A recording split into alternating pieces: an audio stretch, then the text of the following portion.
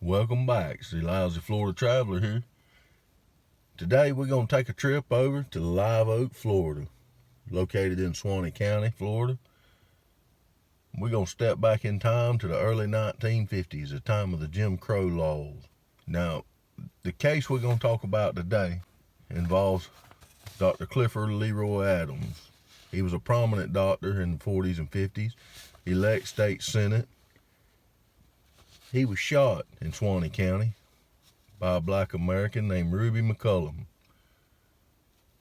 Ruby McCollum's case is a prime example of suppression in the South during the Jim Crow era, a time when the Ku Klux Klan came into town, struck terror and intimidation into the people with violence, marches. To understand the full effects of this case, you'd really have to understand a little bit of history on the two people. The doctor that Miss Ruby McCollum shot, Dr. Leroy Adams, was a prominent doctor. He was loved by everyone all around. He had two sides. In the backdrop was Ruby McCollum and her husband Sam. You see, Ruby McCollum and her husband Sam were not the typical black Americans during that time period. Where others lived in shotgun houses and were suppressed, she lived in a stately two-story home.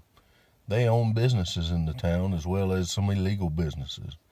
They were involved in the Bolita gambling racket, along with payoffs to people such as Dr. Adams, the local sheriff. They were involved in liquor sales.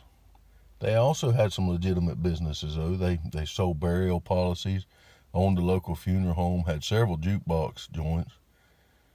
They had a farm in Live Oak that was one of the largest tobacco producers in the time period, and also ran a farm in Lake City that offered quail hunts. Her husband Sam, being involved with Dr. Clifford Adams, they were good friends, not just in the illegal businesses. They also quail hunted together, fished together. All that come to a halt, though, on August 3rd, 1952. Ruby McCollum, on the morning of August 3rd, 1952, pulled up in front of Dr. Adams' office with her two children in the back of her two-tone blue Chrysler. She locked the doors and headed inside and shot Mr. Adams 4 times with a .38 Special. In the aftermath, Ruby McCollum was charged with first-degree murder and convicted in December of 1952 and sentenced to death. That sentence was overturned in July 1954, and she was declared mentally incompetent and incarcerated for 20 years at the Florida State Hospital in Chattahoochee, Florida. Now, there's many things here to factor in this death. The prosecutor would lead you to believe that she shot Dr. Adams over an unpaid bill. Now, on the day that she was took into custody, she had over $1,500 in cash in her purse. But see, she never got to present her side of the case in the trial because Hal Adams, the judge, upheld every objection that the prosecutor brought forward. Ruby was not allowed to present any testimony that did not happen on the day of the murder. Prosecutors objected over 30 times, and Judge Hal Adams sustained every objection, striking down any testimony that didn't have to do with the day of the murder. He even went on, when they tried to bring in a child that was said to be fathered between her and the good doctor, and instructed the jury not to observe the child. Another prominent note, the jury was an all-white male jury that convicted Ruby.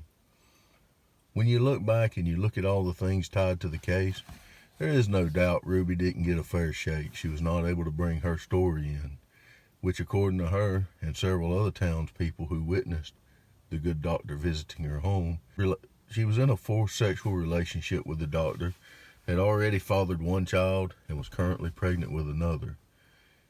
Even his own office help said there was an argument, several arguments, and that they do believe she was on some type of drug that he was administering because she was making daily visits in the months before the shooting. All through the trial, Dr. Clifford Leroy Adams was promoted as an honorable, upstanding white citizen in Live Oak, Florida.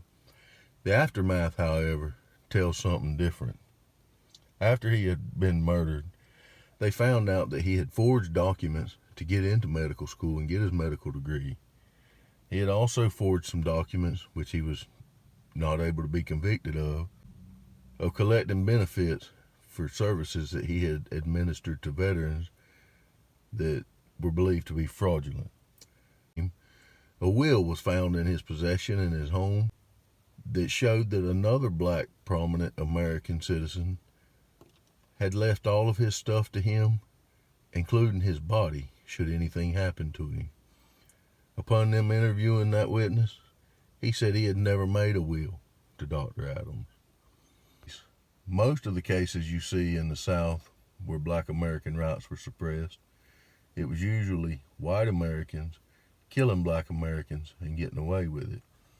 This case was very unique in that a black American killed a white American and was prosecuted because her case was suppressed with no evidence.